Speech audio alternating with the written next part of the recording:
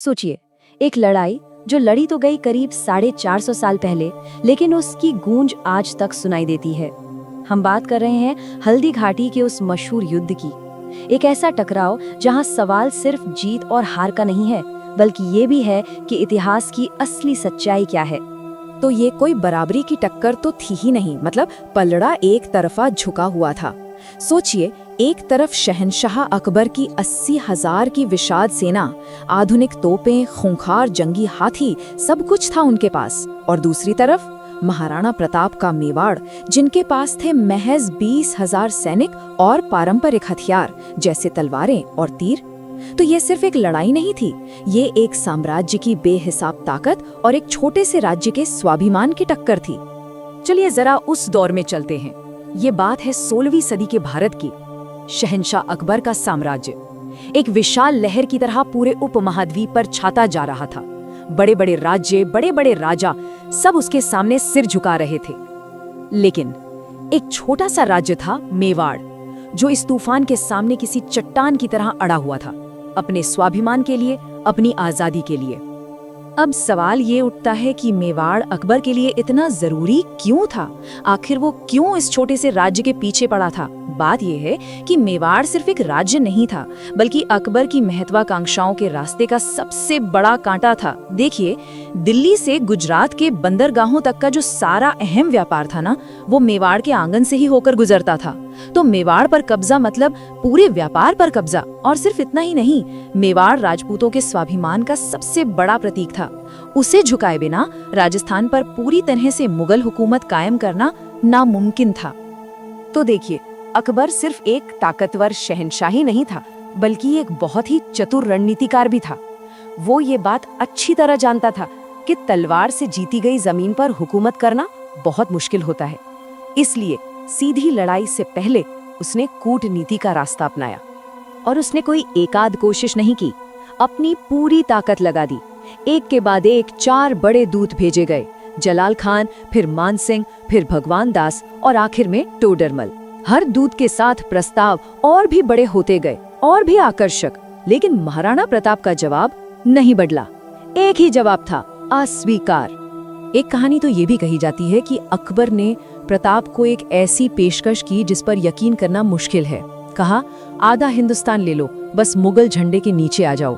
सोचिए, ये एक तरफ तो अकबर की बेताबी दिखाता है, और दूसरी तरफ महाराणा प्रताप की अपनी आजादी के लिए वो अटूट निष्ठा, जिसे वो किसी भी कीमत पर बेचने को तैयार नहीं थे। तो खैर, जब सारी बातें खत्म हो गईं, तो फिर तलवारों ने बोलना शुरू किया।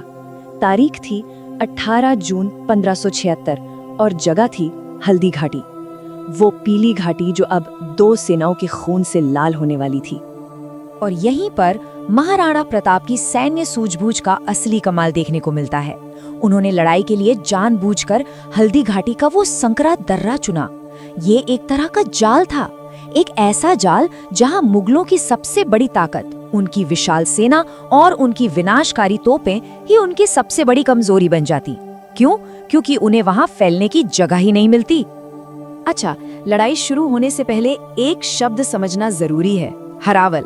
हरावल मतलब सेना की सबसे अगली टुकड़ी जो सबसे पहले हमला करती है। समझिए कि ये भाले की नोक होती है जो जीत की नींव रखती है। तो मैदान में आमने सामने कौन था? देखिए, मेवाड़ की तरफ से महाराणा प्रताप के साथ कंधे से कंधा मिलाकर खड़े थे हकीम खान सूरी। ये बात साबित करती है कि ये लड़ाई किसी धर्म की नहीं, बल्कि अपने स्वाभिमान की थी। वहीं दूसरी तरफ मुगलों की कमान थी राजा मान सिंह के हाथों में। और विडंबना देखिए, प्रताप के खिलाफ तलवार उठाए खड़ा था उनका अपना ही सगा भाई जगमाल। और जैसे ही युद्ध का बिगुल बजा, मेवाड़ की सेना किसी भूखे शेर की तरह मुगलों पर टूट पड़ी। पहला हमला इतना जबरदस्त, इतना भीषण था कि मुगलों के पैर ही उखड़ गए। सैनिक अपनी जान बचाने के लिए भागने लगे। कुछ किस्सों में तो यहाँ तक कहा जाता है कि मुगल सेनापति बदायूनी भी मैदान छोड़कर भाग खड़ा हुआ था। मुगल सेना बस बिखरने ही वाली थी, हार सामने दिख रही थी कि तभी एक झूठी अफवाह ने पूरा पासा ही पलट दिया। एक मुगल कमांडर मेहतर खान जोर से चिल्लाया, शहंशाह सलामत खुद फौज लेकर आ रहे हैं। बस ये सुनना था कि भागते हुए सैनिकों में मानो नई जान आ गई और वो पलटकर फिर से लड़ने लगे।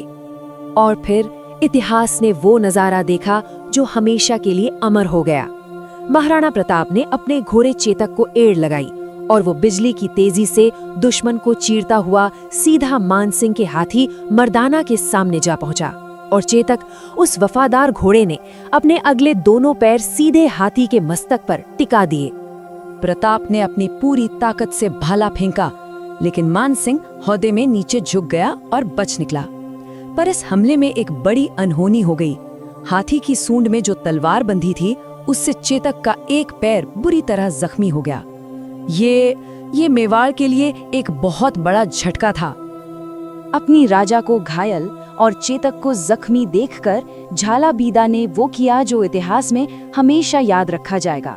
उन्होंने झपट कर प्रताप का राजमुकुट लिया और खुद पहन लिया, और फिर वो जोर से चिल्लाए, महाराणा मैं हूँ। सारे मुगल सैनिकों का ध्यान उनकी तरफ चला गया और इस महान बलिदान ने महाराणा प्रताप को युद्ध के मैदान से सुरक्षित निकलने का मौका दे दिया। तो लड़ाई तो खत्म हुई, लेकिन एक ऐसा सवाल शुरू हुआ जो आज तक खत्म नहीं हुआ है। हल्दी घाटी का असली विजेता कौन था? चलिए अब जरा इसी पहेली को सुलझाने की कोशिश करते हैं। अब देखिए, दोनों ही तरफ के अपने अपने दावे हैं और दोनों में दम भी है। मुगल कहते हैं भाई मैदान पर तो हमारा कब्जा था, गोगुंदा जैसे अहम शहर भी हमने जीत लिए थे। लेकिन मेवाड़ का पक्ष कहता है अकबर का असली मकसद क्या था? महाराणा प्रताप को पकड़ना या मारना? क्या वो ऐसा कर पाया? नहीं। तो फिर जीत कैसी? प्रताप न सिर्फ आजाद रहे, बल्कि उन्होंने अगले 20 सालों तक मुगलों को चैन की सांस तक नहीं लेने दी। 20 साल, सोचिए, ये सिर्फ एक नंबर नहीं है, ये महाराणा प्रताप के कभी न हार मानने वाले जज्बे की कहानी है। हल्दी घाटी के बाद अरावली की पहाड़ियां ही उनका घर बन गई, और वहीं से उन्होंने ऐसा छापामार युद्ध यानी गुरिल्ला वॉरफेयर छेड़ा कि धीरे धीरे अपना खोया हुआ लगभग सारा का सारा राज्य वापस जीत लिया, और तो और चावंड को अपनी नई राजधानी भी बनाया। तो हल्दी घाटी का नतीजा चाहे जो भी रहा हो, एक बात तो तय है, इस एक लड़ाई ने महाराणा प्रताप को इतिहास में हमेशा के लिए अमर कर दिया। उनकी विरासत किसी एक लड़ाई की हार जीत से कहीं ज्यादा बड़ी है। ये उस अदम्य साहस और उस जज्बे की कहानी है जो किसी भी बड़ी से बड़ी ताकत के आगे झुकने से साफ इनकार कर दे। लेकिन ये कहानी सिर्फ इतिहास की किताबों तक ही सीमित नहीं रही है। आज के दौर में ये राजनीति का एक अखाड़ा भी बन चुकी है। और हैरानी की बात यह है कि राजस्थान में जैसे जैसे सरकारें बदलती हैं, स्कूलों की इतिहास की किताबों में हल्दी घाटी का विजेता भी बदल जाता है। ये हमें दिखाता है कि कैसे हमारा आज हमारे बीते हुए कल को भी बदलने की कोशिश करता है। तो अंत में सवाल यही आकर रुकता है कि अगर 450 साल बाद भी एक लड़ाई का सच इस बात पर निर्भर करता है कि कहानी सुना कौन रहा है, तो फिर इतिहास की असली प्रकृति क्या है?